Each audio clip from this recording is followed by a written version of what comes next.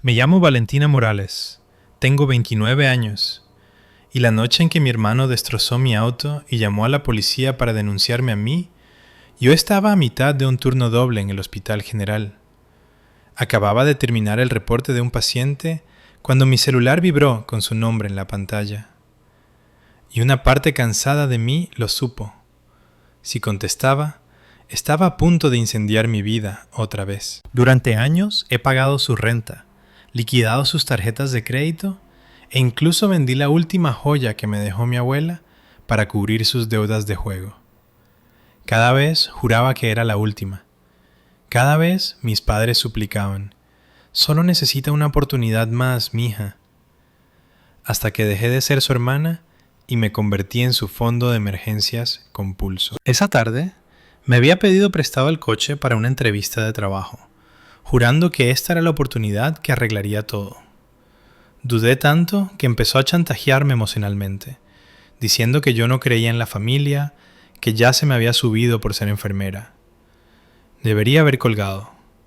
En lugar de eso, lo vi en el estacionamiento, le lancé las llaves y vi alejarse mi único medio de transporte, llevándose mis ahorros y mi paz mental. No sabía que, unas horas después, las luces rojas y azules de una patrulla iluminarían mi cara.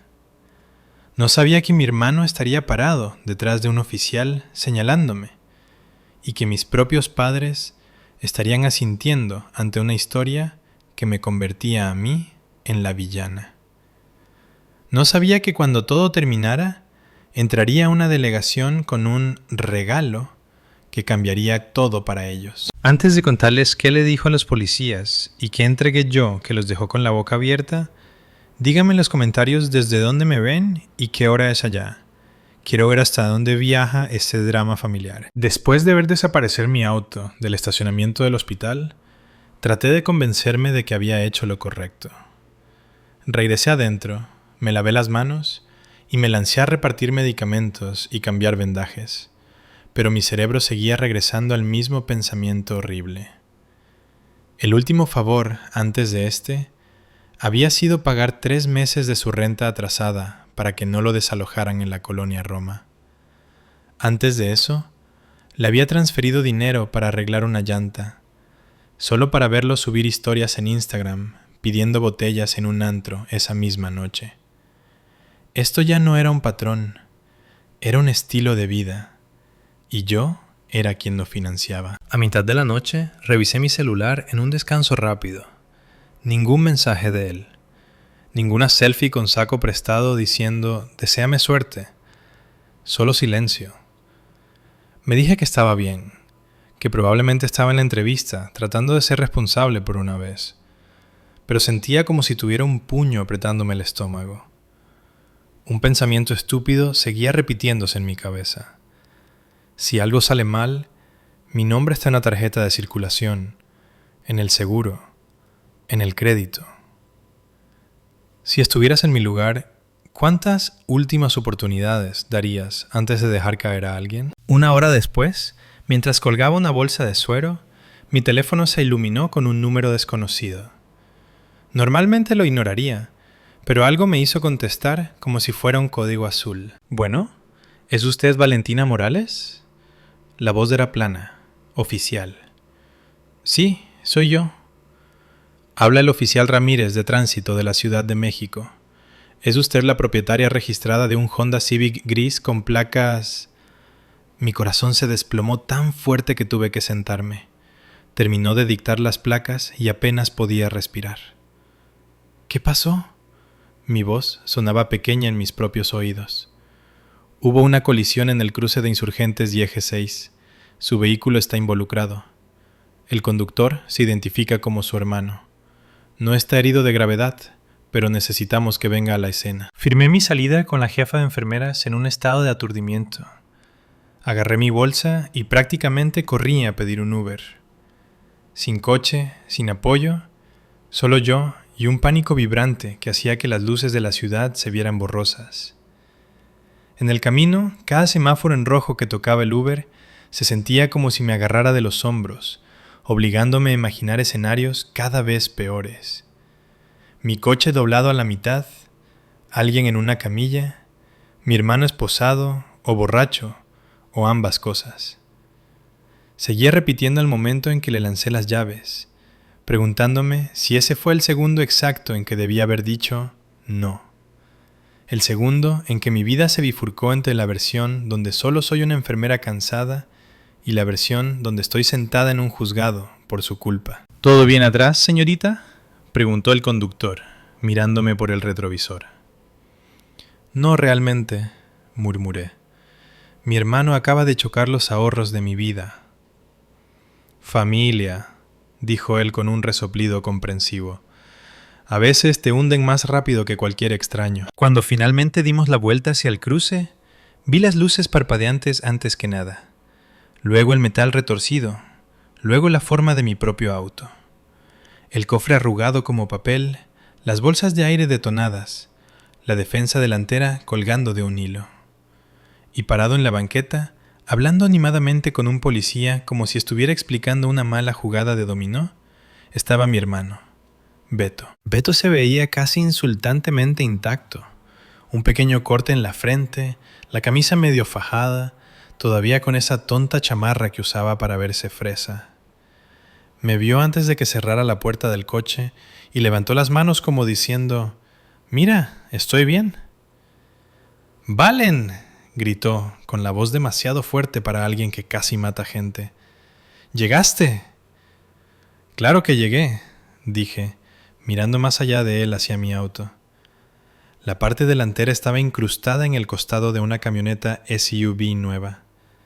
La conductora, una mujer vestida de ejecutiva, estaba junto a otro oficial, con los brazos cruzados tan fuerte que parecía doloroso. «Señorita Morales». El oficial que me llamó se acercó. «Soy el oficial Ramírez. Necesito confirmar, ¿le dio permiso a su hermano para usar su vehículo esta noche?» Este era el momento en mi viejo patrón donde yo diría sí, sin pensar, y luego pasaría meses limpiando el desastre. Pero esta vez, mi cerebro me mostró un destello del saldo de mi cuenta bancaria y el mensaje donde Beto había dicho: «Te juro que yo me hago cargo si pasa algo». Asentí lentamente. «Sí, para una entrevista de trabajo». La mujer de la camioneta volteó al oír eso, la ira parpadeando en su rostro. «Se pasó el alto», espetó ella. «Tengo una cámara en el tablero, dashcam. Pude haber muerto. Mi hijo debía venir en el coche conmigo». Beto inmediatamente sacudió la cabeza. «Eso no fue lo que pasó», interrumpió. «La luz estaba en amarillo y su coche salió de la nada. Los frenos del coche de Valen son una basura. Yo le dije eso. Esa fue la primera vez esa noche que sentí que la ira hervía más caliente que el miedo». «Perdón», lo miré fijamente. «Tú nunca dijiste nada sobre los frenos». El oficial Ramírez levantó una mano. «Tomaremos las declaraciones de todos.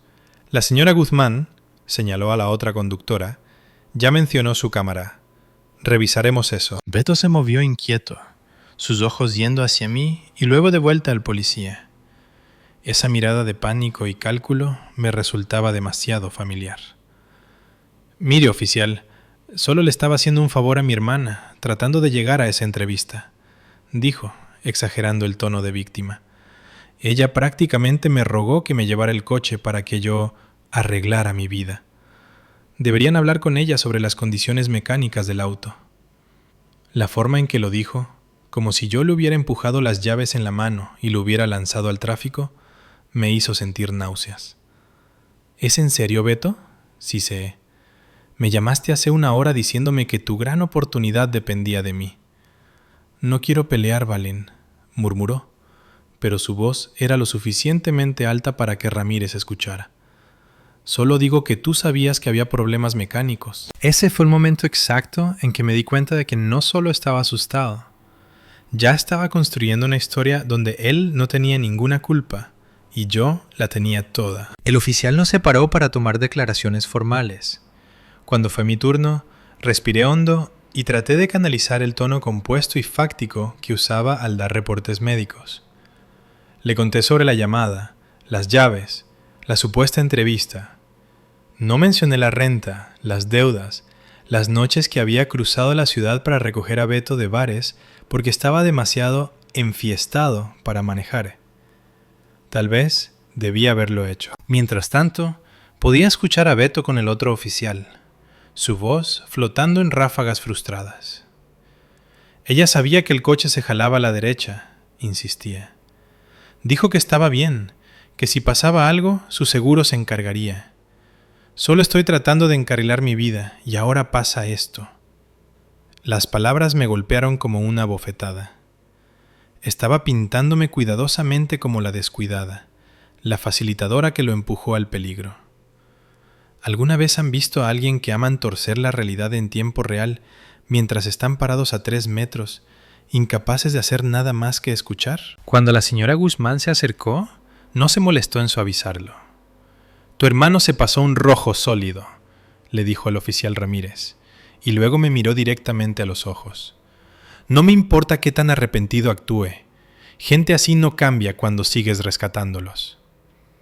La vergüenza me quemó el cuello, porque ella no tenía idea de cuánta razón tenía. Aún así, el reflejo actuó. «No es una mala persona», empecé por hábito más que por convicción. Beto me lanzó una mirada de agradecimiento, aferrándose a esa pequeña defensa como a un salvavidas. Y por un segundo, me odié a mí misma más de lo que lo odiaba a él. Mientras llegaban las grúas y los oficiales terminaban, Ramírez me llevó aparte. «Terminaremos de esto en el Ministerio Público si es necesario», dijo. «Dado el video y los testigos, es probable que su hermano tenga la culpa. También debe estar consciente, como propietaria, usted puede ser financieramente responsable de los daños». ¿Incluso si él era el que manejaba?, pregunté, sintiendo ese viejo peso familiar caer sobre mis hombros otra vez. «Sí, señorita, es complicado. Le recomendaría hablar con un abogado». Sus palabras se hundieron como piedras. Responsable financieramente, otra vez. Facilitadora, pero esta vez con documentos oficiales para probarlo. De regreso cerca de la banqueta, Beto estaba scrolleando en su teléfono como si estuviera aburrido. En cuanto Ramírez se alejó, se inclinó hacia mí. «Oye, no te paniquees, ¿va?», dijo. «Le diremos a mis papás que fue en parte culpa de la otra conductora, o lo que sea. El seguro está para eso». Esta era la versión suavizada de él mismo. La real estaba escondida justo debajo de la superficie, la que haría cualquier cosa para no sentir las consecuencias. Y yo no tenía idea todavía de qué tan lejos estaba dispuesto a llegar para volcar esas consecuencias sobre mí. Para cuando mi Uber me dejó en casa de mis padres, era casi medianoche.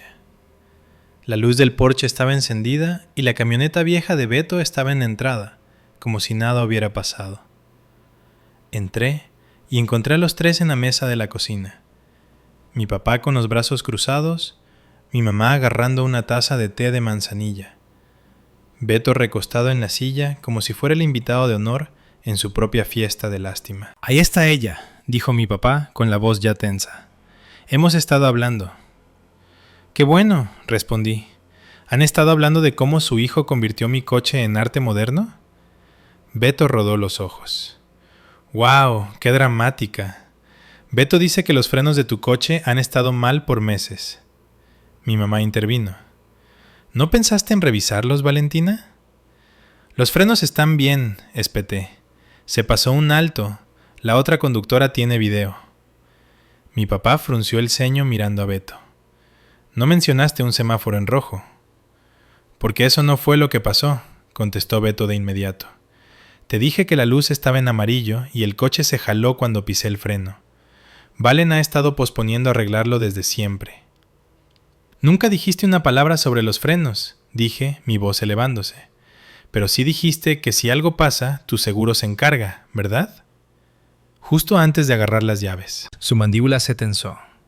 «¿Y qué? ¿Ahora estás grabando todo lo que digo?», se rió sin humor. «Siempre ha sido así. Ayudas y luego lo echas en cara». Algo dentro de mí finalmente se rompió. «Porque siempre estoy ayudando, Roberto. Pagué tu renta, tus cuentas en el bar, tus multas estúpidas. Me estoy ahogando en tus oportunidades extra. Y ahora estás tratando de culparme por pasarte un alto.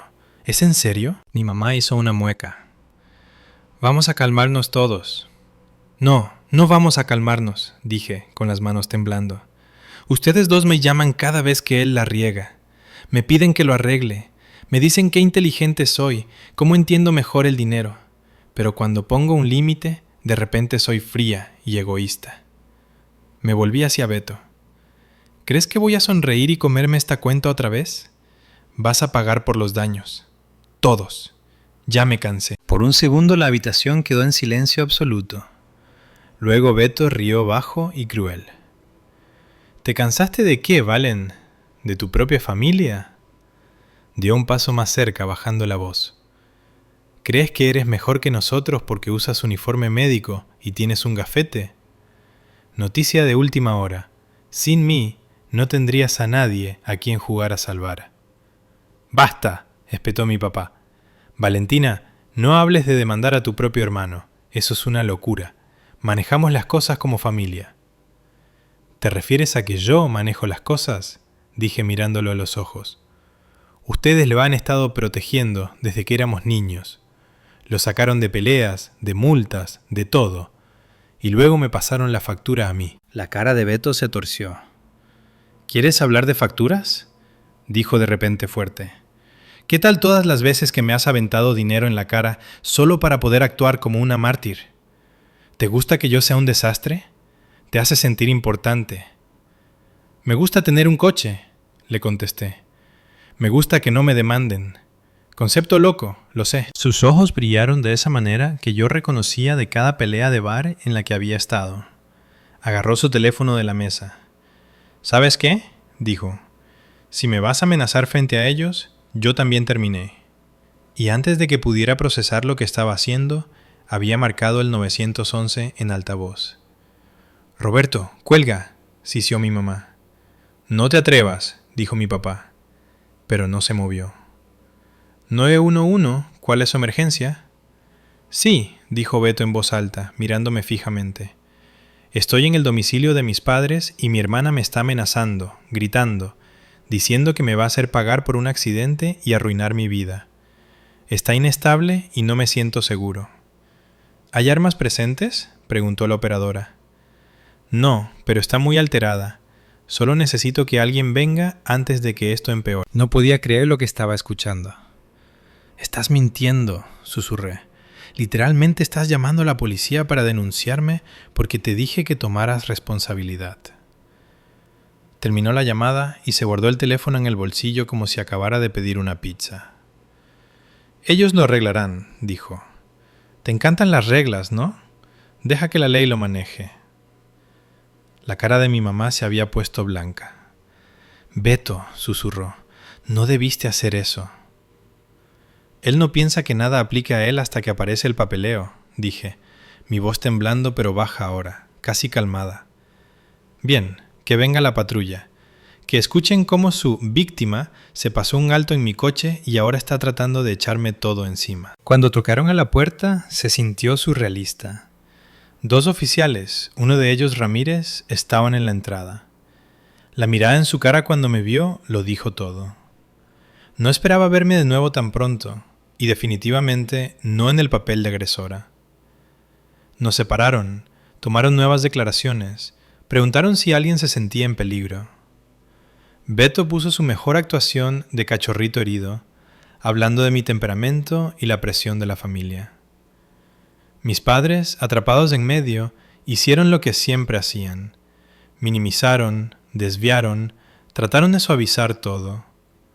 Por un segundo aterrador, vi lo fácil que sería que esto se volteara, que yo terminara la noche detenida porque mi hermano sabía exactamente qué palabras usar. En lugar de eso, Ramírez me llevó aparte al porche. Mire, dijo en voz baja, esto suena más a una disputa familiar que a una amenaza inmediata. Nadie va a ir a los separos esta noche, pero por lo que escucho, hay un patrón aquí. Dinero, autos, promesas. Tal vez quiera pensar en poner cierta distancia entre usted y su hermano, al menos en papel. En papel, repetí. ¿Cómo se ve eso siquiera? Hable como un abogado, dijo. Protéjase. Si sigue siendo aval de su desastre, se va a hundir con él. Sus palabras hicieron eco en mi cabeza mucho después de que se fueron. Distancia en papel. Esa fue la primera vez que me di cuenta de que la venganza no tenía que verse como gritos o portazos. A veces se veía como firmas. 2 días después, tras un turno doble, me encontré sentada en el departamento apretado de Carla, tomando café malo y lidiando con un agotamiento peor. Entonces chocó tu coche, culpó a tus frenos y luego te echó a la patrulla, dijo ella, con las cejas casi en la línea del cabello. Hermanos del año. Sí, dije. Y la principal conclusión de mis papás fue que no debería usar palabras legales con él, porque suena como amenaza. ¿Han considerado que sí es una amenaza?, preguntó Carla secamente. ¿Una saludable? Solté una risa temblorosa. ¿Está mal que una parte de mí quiera que realmente lo acusen de algo solo para que tenga que quedarse quieto 5 segundos y ver su vida? Honestamente, dijo ella, no.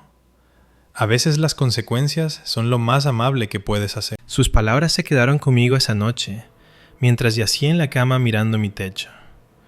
Consecuencias. Distancia en papel. Abrí mi aplicación del banco y revisé el historial de transferencias. Beto, Roberto, Beto. Un mar de retiros. Renta, servicios, emergencia. Traté de imaginar una versión de mi vida donde yo no fuera su red de seguridad. Donde mi quincena fuera para mi futuro, no para parchar su presente. A la tarde siguiente me envió un mensaje. Tenemos que hablar, por favor.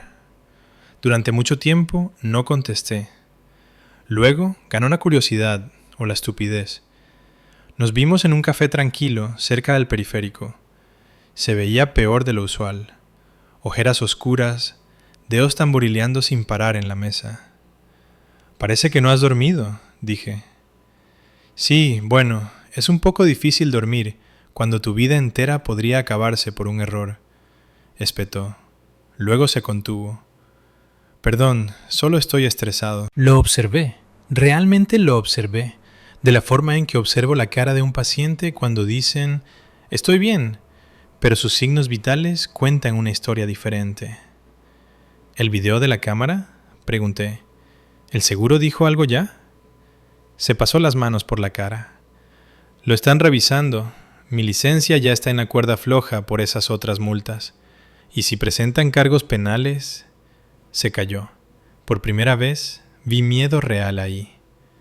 ¿Y por eso llamaste a la policía para denunciarme?, dije en voz baja. ¿Porque querías voltear el guión antes de que pudiera caerte a ti? Hizo una mueca. Entré en pánico, ¿ok? Pensé que si escribían un reporte diciendo que tú me estabas agrediendo, parecería que tú eras la inestable, no yo. Usaste mi enojo como arma en mi contra, dije, cada palabra lenta. ¿Tienes idea de lo enfermo que es eso? Lo sé, dijo, con los ojos brillosos. Y lo siento, de verdad. Sé que no tienes por qué creerme, pero lo siento. Había algo crudo en su voz que no había escuchado en mucho tiempo. Necesito ayuda, Valen, dijo. Ayuda real. He estado esquivando facturas, esquivando gente, apostando para ponerme al corriente, y ahora todo me está alcanzando. Tragó saliva. Busqué un grupo para la ludopatía y para otras cosas. No dijo alcohol, pero ambos lo escuchamos. No es barato, pero si no hago algo, voy a terminar en el reclusorio o muerto. ¿Es este otro discurso para que te firme un cheque?, pregunté. Porque estoy fuera. No puedo seguir pagando por tus nuevos comienzos. No, dijo rápidamente. No te estoy pidiendo que pagues. Te estoy pidiendo que no me destruyas mientras trato de arreglarlo. Sacó un papel arrugado y lo deslizó por la mesa. Era una impresión de sus deudas, tarjetas de crédito, préstamos rápidos y algo que parecía sospechosamente la libreta de un prestamista. Mis papás no saben nada de esto, dijo. Si se enteran y tú eres la que se los dice, nunca te lo perdonarán.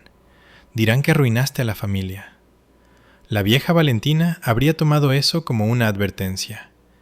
Esta Valentina lo escuchó como lo que era, una amenaza envuelta en confesión. ¿Y qué? ¿Se supone que me quede callada mientras sigues quemando todo?, pregunté. Te lo digo porque estoy tratando de no hacerlo, dijo. Empiezo el programa la próxima semana. Conseguiré cualquier chamba que pueda con la licencia que me dejen. Haré pagos para el coche, lo juro. Solo no me demandes. No vayas nuclear. ¿Tú te creerías a ti mismo?, pregunté. Si fueras yo y hubieras escuchado todo esto 10 veces antes. Se estremeció. Probablemente no, admitió. Pero tiene que empezar en algún lugar. Una pequeña y agotada parte de mí quería creerle tanto que me dolía el pecho. Otra parte, la que había estado en la habitación cuando marcó el 911 frente a mí, susurró. Recuerda lo que hace cuando entra en pánico. Recuerda a quién protege primero. Tomé aire. Este es el trato, dije. Entras a ese programa, te quedas en él, consigues un trabajo y haces pagos para reparar el auto. Si fallas, dejo de pedir. La ley decide. No más puntos medios. Asintió rápidamente, aferrándose a eso como si lo hubiera lanzado a una cuerda. Pero mientras se alejaba, no podía quitarme la sensación de que acababa de hacer un trato con alguien que amaba los precipicios. Las semanas se borraron. En el trabajo, administraba medicinas y registraba signos vitales. En casa, administraba mi ansiedad y registraba cada promesa rota en el fondo de mi mente. El ajustador del seguro llamó y volvió a llamar. El presupuesto de reparación de mi auto solo parecía una broma, una donde mi nombre era el remate. La aseguradora de la señora Guzmán venía tras de mí, también como dueña del vehículo. Entendemos que su hermano conducía, dijo el ajustador cortésmente, pero últimamente su póliza es la responsable. Colgué antes de poder llorar frente a un extraño. Esa noche, finalmente hice lo que el oficial Ramírez me había dicho. Llamé a una abogada. La oficina de la licenciada Melissa Granados era pulcra y silenciosa. Escuchó sin interrumpir mientras le exponía todo. El choque, la cámara, la llamada al 911, las deudas, incluso la confesión del café. Entonces, ¿está considerando una demanda civil o mercantil contra su hermano por los daños?, preguntó cuando terminé. Solo escucharlo en voz alta se sintió surrealista. Estoy considerando no dejar que me hunda con él, dije. ¿Es lo mismo? Una esquina de su boca se movió. A veces tiene opciones. Puede perseguir un caso de cuantía menor por los costos de reparación y el aumento del seguro. También puede elegir cooperar completamente con cualquier investigación penal si el video prueba que se pasó el rojo y estaba intoxicado. Eso se siente como traición, admití. Sigue siendo mi hermano. ¿Cómo llamaría usted a que él llamara a la policía y diera a entender que usted era inestable?, preguntó suavemente. No tuve respuesta. En su blog legal dibujó 3 columnas. Hagamos esto simple, dijo. En cada columna anote qué pasa si elige ese camino. Bajo protegerte a ti misma escribí demandar por daños, cooperación total con la policía, separar finanzas, no más préstamos.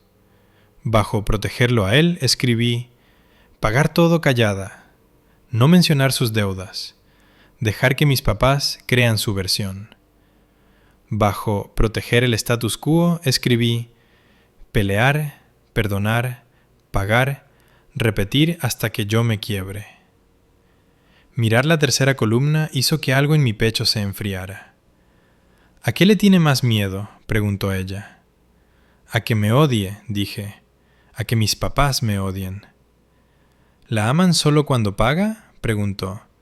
¿O la aman incluso cuando dice que no? Esa era la pregunta que había estado esquivando por años. En el camino a casa, mi cerebro corrió sus propios escenarios. ¿Qué pasaba si no hacía nada? Me vi a mí misma en 3 años, todavía con uniforme, sin ahorros, contestando otra llamada a medianoche sobre otro coche destrozado. ¿Qué pasaba si pagaba callada otra vez? Vi a Beto aprendiendo, no que era amado, sino que no había límites, que el banco de Valentina nunca cerraba. ¿Qué pasaba si peleaba? Vi juzgados, llamadas enojadas, las caras de mis padres llenas de dolor. Pero también vi algo más que no me había permitido imaginar. Mi propia vida no encadenada a su caos. Unos días después, el oficial Ramírez llamó. Morales, solo para informarle, el video de la cámara confirma que su hermano se pasó el rojo. También hay evidencia de que podría haber estado usando su teléfono en ese momento. Estamos enviando todo al Ministerio Público para revisión. ¿Habrá cargos?, pregunté. Posiblemente, dijo. Estas cosas toman tiempo. También quería anotar para el registro que la llamada anterior de su hermano sobre usted no coincide con lo que observamos en la escena, por si surge después. Colgué y miré mi pared por un largo rato. Luego abrí mi laptop. Empecé a recopilar capturas de pantalla de textos donde Beto prometía pagarme la próxima semana. Transferencias bancarias etiquetadas como la última vez, lo juro.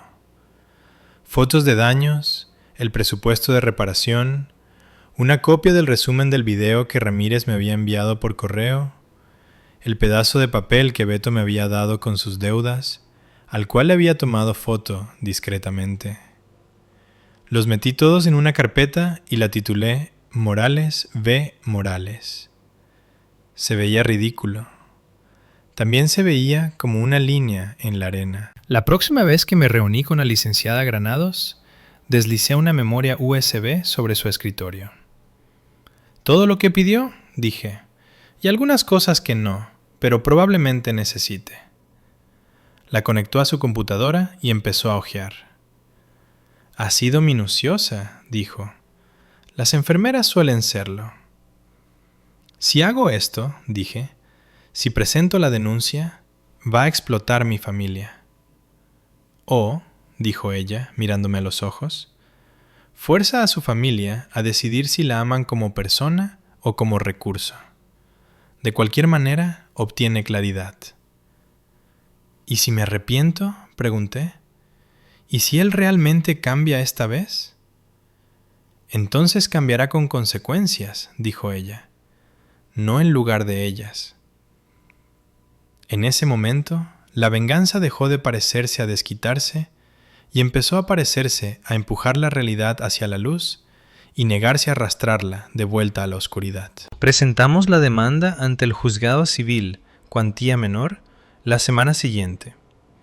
El día de la audiencia, el sol de la ciudad era despiadado, pero el juzgado estaba helado. Me senté en la mesa del demandante junto a la licenciada Granados, con las manos entrelazadas tan fuerte que me dolían los nudillos. Frente a nosotros, Beto se encorvaba en un saco prestado, nuestros padres flanqueándolo como abogados leales sin título. Mi mamá ni siquiera me miraba.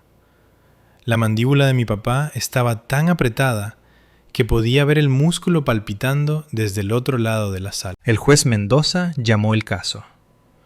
Morales contra Morales, dijo inexpresivo. Disputa familiar sobre daños vehiculares y costos asociados. Tratemos de mantener esto civilizado. Granados expuso los hechos limpiamente. El video, los presupuestos, el aumento del seguro, los mensajes donde Beto reconocía responsabilidad y prometía pagar.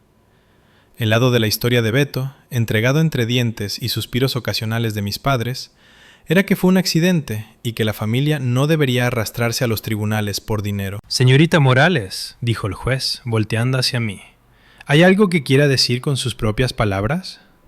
Tragué saliva.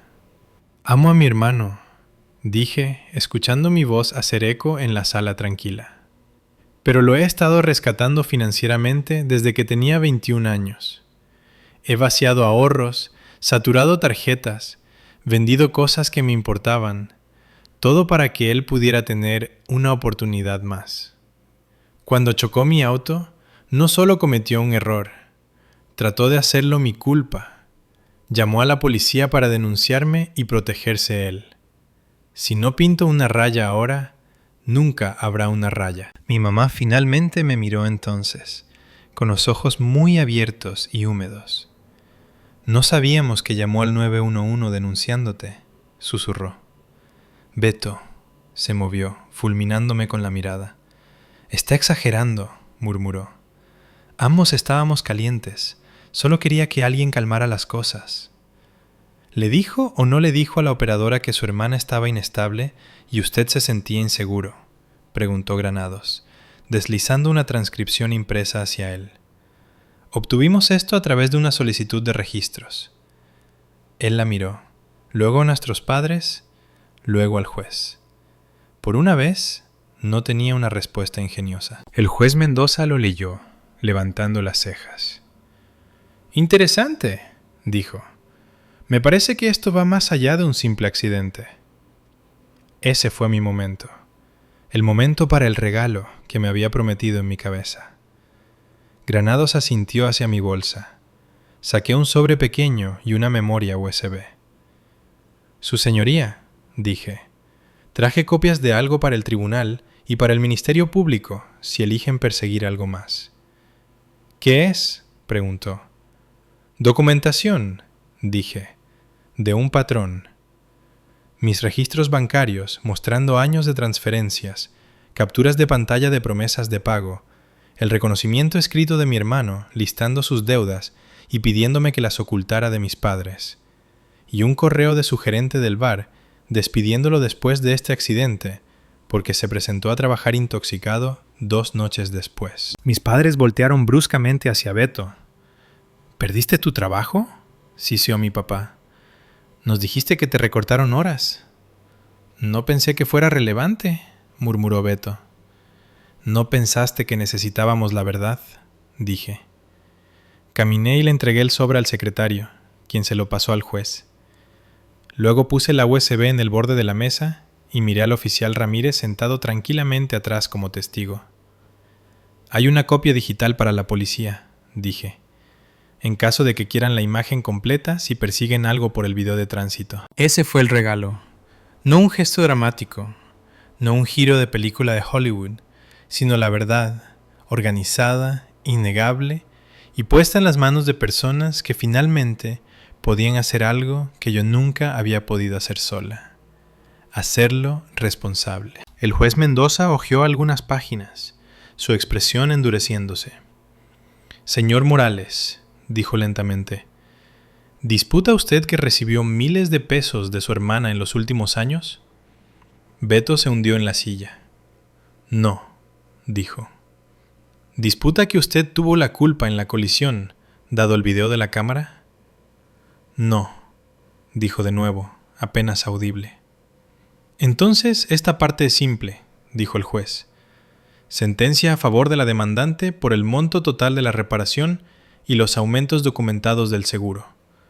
Se arreglará un plan de pagos, pero esto es ahora una deuda legal. En cuanto a cualquier asunto penal, eso está más allá del alcance de este juzgado, pero le sugiero fuertemente que hable con un abogado propio. El mazo golpeó, y así como así, el caso, en papel al menos, estaba hecho. Afuera del juzgado, el verdadero impacto golpeó. No puedo creer que hicieras esto, dijo mi mamá, con lágrimas derramándose. A tu propio hermano. Él se lo hizo a sí mismo, dije en voz baja. Yo solo dejé de borrarlo por él. Mi papá sacudió la cabeza. Podrías haber venido con nosotros. Hubiéramos resuelto algo como familia. Tuvieron años, dije. Les rogué que dejaran de rescatarlo. Siempre decían, solo necesita una oportunidad más. No me voy a llevar esa frase a mis 30 años conmigo. No tuvieron respuesta para eso. Beto se acercó, con la cara roja de humillación y algo más afilado. Sabes que nunca te van a ver igual otra vez, dijo. Pusiste a todos en mi contra. No, respondí. Puse a todos de cara a la verdad. Lo que hagan con ella es cosa suya. Lo que tú hagas con ella es cosa tuya. Por un momento pensé que explotaría, que me echaría todo en cara como siempre. En lugar de eso, sus hombros cayeron. Van a estar de tu lado ahora, dijo amargamente. Olvidarán que existo. O, dije, finalmente dejarán de tratarte como a un niño y empezarán a esperar que actúes como un hombre. Eso es entre tú y ellos. Yo estoy fuera de en medio. Pasaron las semanas. El plan de pagos entró en vigor. Esporádico al principio, luego más constante cuando Beto consiguió turnos en una constructora dispuesta a arriesgarse con él mientras se arreglaba el lío de su licencia. El MP terminó presentando un cargo menor por violación de tránsito combinado con conducción temeraria. Llegó a un acuerdo, tomó los cursos, perdió su licencia por un tiempo. No fue la cárcel. Tampoco fue nada. Mis padres estuvieron fríos conmigo un tiempo, dolidos por la realización de que su bebé había estado ocultando tanto. Pero luego sucedió algo inesperado. Mi mamá llamó una noche, vacilante. Empecé a decir que no, dijo. A él, a tu padre, a turnos extra. Se siente horrible y bien. Sonreí en la oscuridad. Los límites se sienten así al principio, dije. Horrible y bien. ¿Nos odias?, preguntó. ¿Por todo? Pensé en todas las noches que contesté el teléfono, todo el dinero que transferí, todas las veces que me llamaron dramática o fría cuando dudé. No, dije finalmente, no los odio. Simplemente ya no puedo ser la heroína y la víctima en la misma historia. En cuanto a Beto, no hablamos por meses. Luego, una tarde, un mensaje sonó en mi teléfono. Primer pago pasó a tiempo. Sé que no arregla todo, pero es un comienzo. Lo miré por un largo rato antes de responder. Bien, las acciones se te ven mejor que los discursos. ¿Tuvimos una relación perfecta de final de película sanadora después de eso? No. Pero yo tenía mi propia cuenta de banco, mi propio auto eventualmente, y mi propia vida de vuelta. Y él tenía algo que nunca había tenido realmente antes. Una razón para cambiar que no involucraba que yo amortiguara su caída. Si estás viendo esto y eres la Valentina en tu familia, la que arregla todo, la responsable, tal vez mi regalo no sea solo para la policía, o mis padres, o mi hermano. Tal vez es para ti también. Permiso para pintar una raya, para elegir tu propia paz sobre el caos de alguien más. ¿Alguna vez has tenido que elegir entre la familia y tu propia libertad? Si tuvieras que elegir hoy, ¿con cuál te quedarías realmente?